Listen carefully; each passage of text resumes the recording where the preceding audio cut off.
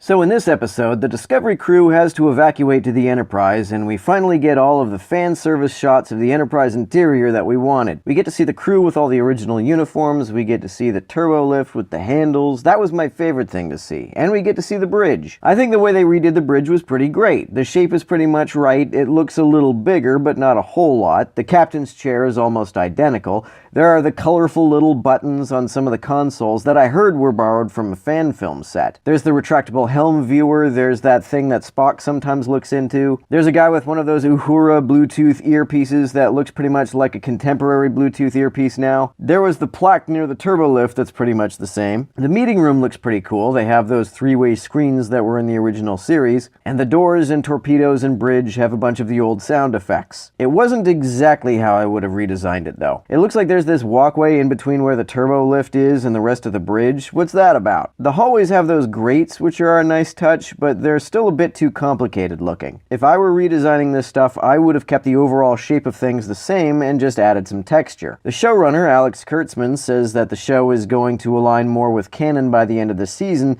so maybe there will be some timeline meddling that will end up making things even more like the original sets. Number 1 says that there will never, ever be holographic communication on the Enterprise anymore, and the ship looks like it gets kind of messed up in Michael's premonitions, so maybe that will be used as an excuse for a refit that makes things look more like it used to. Saru brought his sister's knife with him onto the Enterprise, which I'm sure he'll use eventually. You don't set that kind of thing up for no reason. Saru's knife will turn out to be a Chekhov's gun, no pun intended. It looks like Michael Burnham is going to be taking her own Red Angel suit through time to place the red signals where they need to be. That would explain why the Red Angel matched Michael's bioneural signature. The plan at first was for Michael to take the Discovery forward in time so Control couldn't get it, but then the crew, minus Pike and Tyler, agree to go forward in time with her. Obviously, Spock has to get back to the 23rd century to go on wacky adventures with Captain Kirk, so if they go to the future, they have to find a way back. It looks like the Discovery will probably stay in the future though, which is what the short Treks episode Calypso was about. Tyler said that the time wormhole could land Burnham anywhere at any time, so maybe she'll end up somewhere more interesting than 950 years in the future. So is the USS Discovery going to stay in the future? That's a fascinating idea considering the show is named after it. I imagine maybe Season 3 will have a Discovery NCC 1031A instead.